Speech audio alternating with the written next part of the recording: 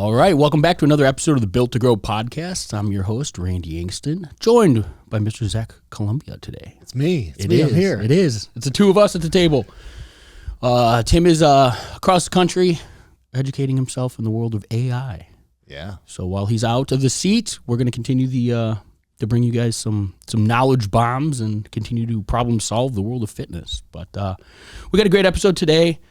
We're talking about whether it's right for you to push the gas or to hit pause.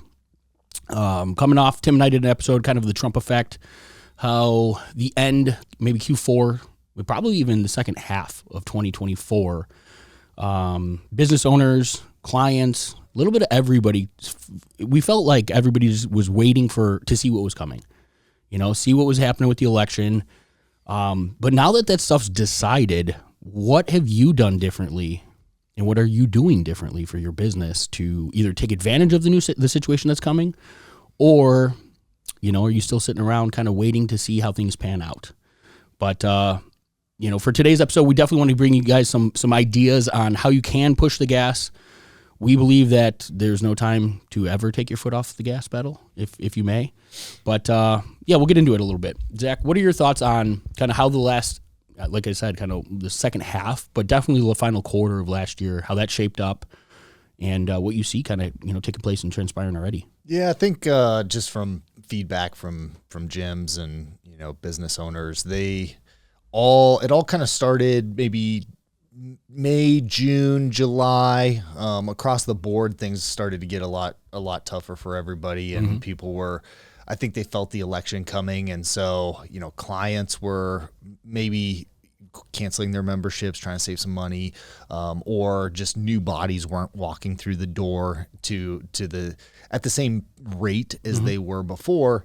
And obviously, there's a trickle down aspect, there's a trickle up element of it, and so I think gym owners as a whole, not necessarily our inner circle of people, but as a whole of an industry, we kind of scaled back. Everybody kind of hit the pause button and stopped their ad spend. They stopped pushing the gas. Yeah, really, and taking action to continue to push forward. And man, that's a really, I guess, self-harmful approach to your business. It's like, yeah, you want to be strategic. You don't want to necessarily just waste money. You want to be smart in how you're marketing and spending and all that. But at the same time, like, one thing that I've learned from Tim is, man, when things get tough, that's when you push even harder. You spend even more. You go and get the clients, and you have to do what you have to do in order to beat your competition and continue to grow, continue to scale. Yeah, I mean, we talk about it fairly regular. There's the opportunity in chaos, right? If everybody's kind of scared, somebody's swinging the axe, somebody's getting the result, right? And there's also the ability to kind of outsell the problem.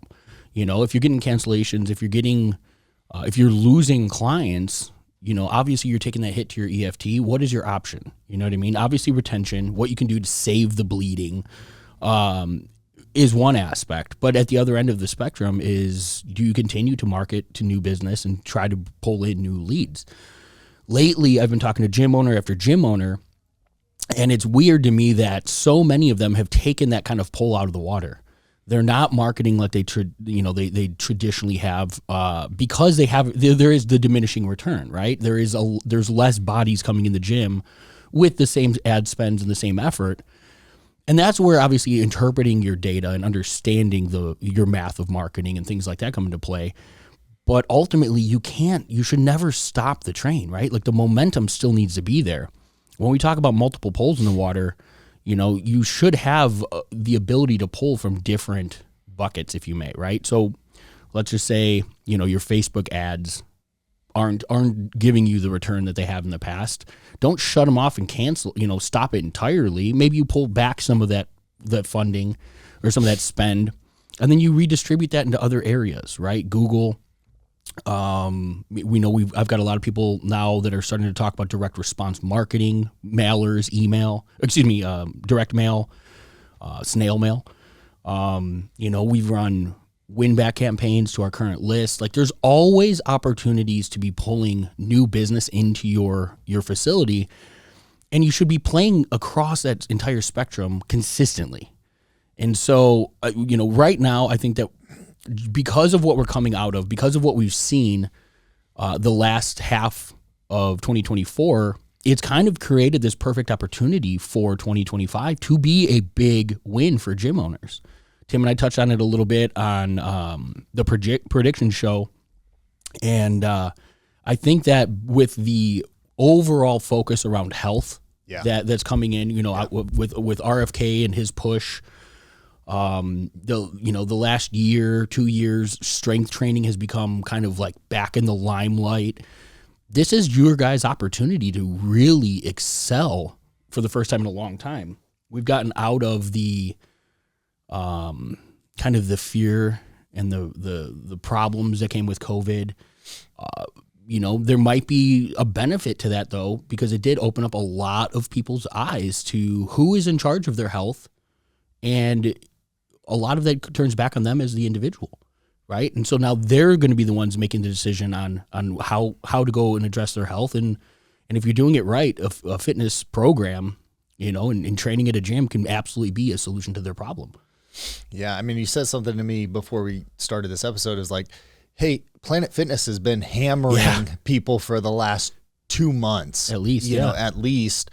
And of course, it's like a new year, so there's some motivation for people just in the fact that it's a new year. But like, who do you think they're going to go to? Are they going to come to your business that they haven't heard of because you haven't been top of mind, because you haven't been marketing to them? Or are they going to go to the Planet Fitness that has been hitting them with mailers and running commercials and ads and all that thing? It's like, well, no, that's just, it's the obvious solution. It's the path of least resistance. They don't have to go search anything out. They're like, hey, I have that mailer in the drawer that I never threw away, and they're offering some special deal or whatever. No down payment or whatever. I'm going to go check this out. And, I think the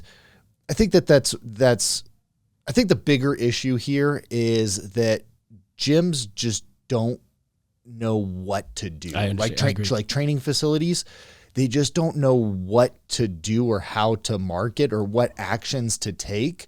And so they look at their money in versus money out, the money they're spending on marketing or paying to an agency, the return on the ad spend isn't there. And they're just going like, okay, I don't know what to do here other than stop spending the money. Yeah.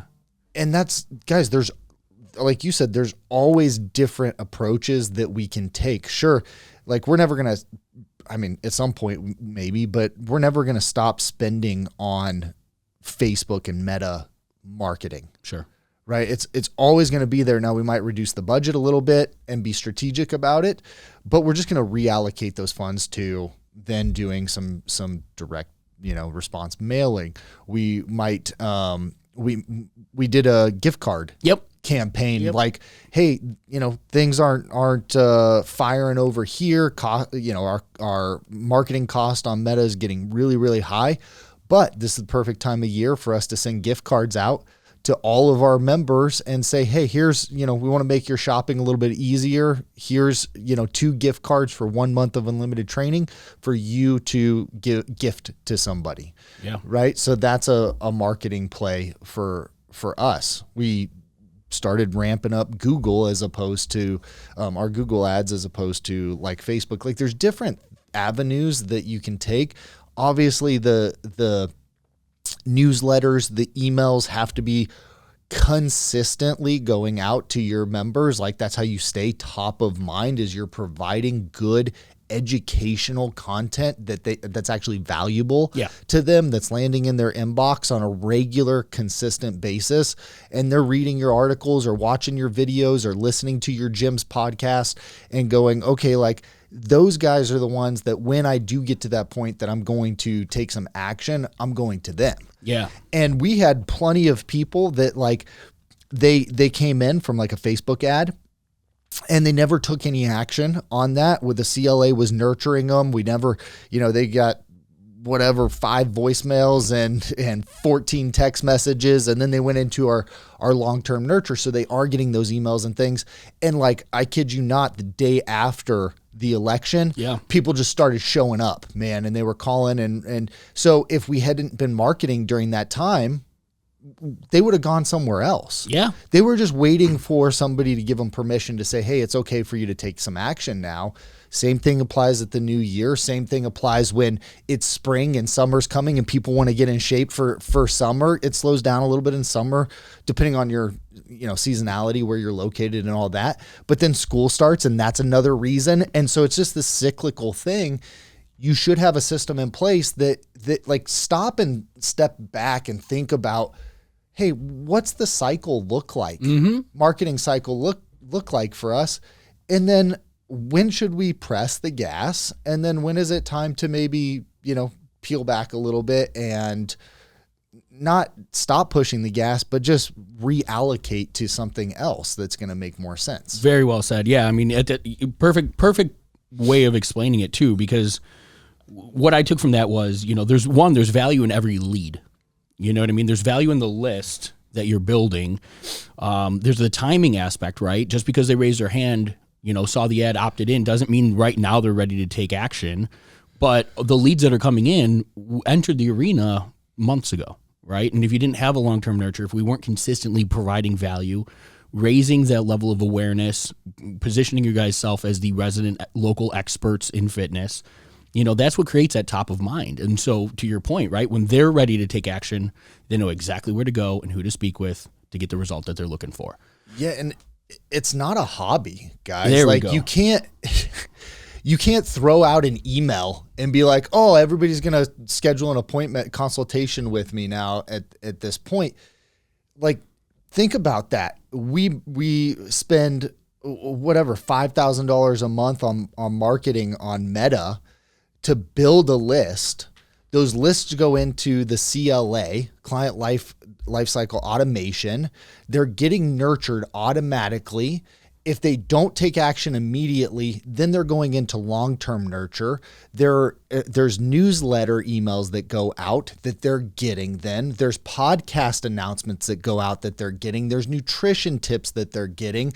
All of these things are designed to keep them in our ecosystem, right? And that's built out. So pretty much every single part of that happens automatically now. Like, it requires no capacity or effort on our part outside of, adjusting the ad and running some different hooks and those types of things. But like, there has to be a system around that. If you're going to be like, yeah, I'm going to run some Facebook ads, and you get the leads, and you're trying to manually follow up with those people, which you're not calling those people 11 times. No. Of what research says that it's going to take. You're not texting them at the cadence that you should. You're not emailing them at the cadence that you should. You're probably calling them twice at most, sending off 1 or 2 text messages, and then forgetting them. And it's like, well, yeah, of course you didn't see a return on that. Of course it was a waste of, you just burnt money. Yeah. And so you will feel like, well, what's the point of me pushing the gas? I just wasted all this money. Let me pause. Yeah.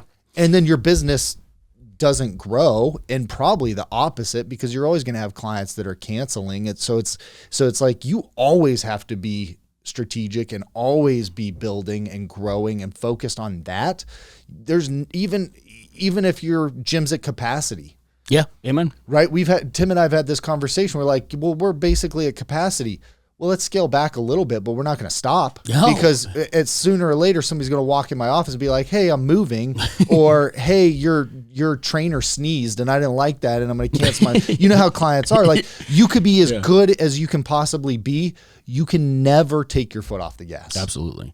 Absolutely. And I think that a lot of the fear, and I think that this is where a lot of it stems from, is not knowing their numbers, not knowing what the value of a client is to their business. We talk about this, we've exhausted this conversation, but gym owners still need to grasp it, right? We have an EFT focused business, a membership focused business. If you're spending $500 in a month to acquire a client that's going to pay you $500 that month, that's a win, right? your month 2, and then we got an annual contract typically. Even if you have a 6-month contract, would you take 5 months of profit to bring? I'll take 3. Right? 3. Yeah, I'll take 2. I mean, take 6 weeks, right? In 6 weeks, I'm profitable. Yeah, but that's the point. Is like we have to understand what the win looks like in order to kind of reframe the scope of what we're willing to do to acquire a client. I think that a lot of gyms are still so afraid of spending money on Facebook to acquire that lead because they see that it took $300, $400, $500 to get one person through their door. What they don't understand is that client's worth multiples of that to their business, and it's just that marketing's got one job: it's return on your capital. We talk about it all the time, and until you understand these concepts, put the systems in place like a long-term nurture, CLA to handle the client nurture, get that consultation booked, and give yourself the opportunity for the sale. Until you have a consistent paid strategy bolted the system in that's going to handle that lead nurture, give yourself those opportunities. That until you have that path laid out, you're always working harder than you need to acquire the next person, in a way that I could totally understand being very confused and very, kind of like sitting at the table and looking at all these options, being like, I don't know, let me throw my hands up and do nothing. Well, you're playing from behind. Correct. Right? So if you don't have a system in place, what ends up happening is you don't have consistency. And so you'll stop your marketing, and then you'll lose 5 members, right, in a month. I mean, you could lose 5 members in a day. You know how this business is. It could take you a month to get 5 members, and then one day 5 people could be like, I messed up my knee and I'm moving, and things that are even outside of your control. It's just the way that the industry is. And then you are looking at your liabilities and your assets. You're looking at the money coming in versus the money going out. You're going, oh shoot, now I got to quickly figure out how to fill the gap. What do? Do I run a challenge? Do I run some sort of half off offer, like whatever? And you get super creative and something that potentially hurts your business, right? Because you're changing your delivery system, and you're cutting costs, you're cutting you're discounting your services and all of those things, instead of just having a system that's operating in the background, that's consistent, that prevents you from ever getting into that position. And that's really, so what's the solution here? I guess, you guys, you're listening to this, you're in the seat, you understand the problems, you know how this industry works. The purpose of us talking about this is like, get out of that position, yes. Right? So I think solution number 1 is like the CLA automation. Like, you have to have that, right? So I think what differentiates our automation than what's mainstream out there is like, people, there's lots of agencies and stuff that say they have this, and it's like something, yeah. Right? And it's like a very short-term, small sequence of 5 text messages and a couple of emails that go out in order to nurture somebody to a consultation. Yep. Right. Ours is so robust. Like, we have automation that takes place for pretty much every outcome that could happen. So somebody schedules a consultation. Of course, there's automation for that. But then what happens if they cancel that? Well, there's automation to get them to show back up. You reach out to somebody and they're like, hey, I'm going to be out of town for the next 2 weeks. Can you follow up with me? We click a button and we say, hey, follow up with this person at this date. And then automation takes over. Somebody comes in for a consultation and they're like, hey, the timing's not right. Or, you get that, I need to think about this. I'm not sure what I want to do. You click the button and then automation takes over and it nurtures that person, right? We've had a lot of those, the manual follow-ups and the did not converts because of the holidays. People are like, sure. Well, I just wanted to stop in and check the place out. I'm gone. I'm not even going to be here for the month of December. Like, I just had a guy that automation went out and he was like, yeah, let's get started. Can I start tomorrow? Like, yes, you can, right? Yeah. Never would have reached out to that person manually. Yeah. Right. So step 1 is like, you guys, you have to have that. Right. And hands down, like the CLA is going to be the single greatest probably tool that you implement into your business. I agree. Right. So that would be number one. Number two is, you always have to be marketing. Yes. And you always have to have multiple poles in the water. You always have to be marketing from different channels, and you have to know the numbers behind that. You can't, you would be foolish if you just said like, hey, agency, take care of this for me at this point in the game. You have to understand what's going on, what they're looking at, and you have to track that, because an agency can only see the analytics and the data that they get from from Meta. Sure. They're looking at cost per lead. Yep. When what really matters is, okay, I spent $4,000 on marketing this month, and I sold $4,000 worth of EFT. My ROAS is 1, and I'm going to start making profit in week 5. And from there, it's a golden brick that I just invested in, right? So you have to know those things in order to be a gym owner and be successful. I mean, that's really what it comes down to. Otherwise, this is just a hobby for you guys. I mean, that's really, without sugarcoating it, that's the deal. You're never going to grow. You're never going to be successful. At the end of the day, you're listening to this podcast because you have a desire to move the needle of your business. You're probably not the hobbyist. You might act, you might be acting as if, but you have the knowledge. You're getting the knowledge. Now it's time to take action. The concepts that we're talking about come from the book Buying Customers by Bradley Sugars. It's essentially like understanding the customer in our business is an asset, right? They carry a value based on averages, our lifetime value of a client. We talk about it all the time. When you know that number in your business, it changes what you're willing to spend to acquire them, right? If you think that you have to make money on your first sale with a client in an annual contract, you're missing the mark entirely. And this is one of those concepts that will change the way that you market for your business. It'll change the way that you compete against, the guy down the street. You'll stop discounting your services. One of the big takeaways, I think, from what you said too, is being proactive instead of reactive, right? When you're reactive, you said it, you cut your cost, or you start discounting your rates, you start changing your deliverable to do whatever you feel is going to get somebody through the door. You don't need to change everything to acquire the people from the marketplace. You need to do what you do consistently and understand how to talk to them, where they're at, understand the market, the temperature, the awareness of them, all of that stuff. I mean, guys, this is all concepts that we teach in our Business Accelerator. This is why our clients grow to that 30,000 and beyond mark. But the bottom line is you can't be acting from a place of desperation and scarcity and fear. If you are, it's because you don't have those systems in place. You don't have a strategy for growth. You're not paying to acquire people from the marketplace. And it sounds like we all wish that we all could just rely on word of mouth and delivering great value, and that would just consistently bring people through the door. But it's not the real world. And at this point, if you're playing the game and you're not paying for lead generation in some form or fashion, you're definitely leaving it up to chance. And I mean, look, that right there might be one of the definitive lines between a hobbyist and a business owner. And there's one thing that I would challenge you guys to do.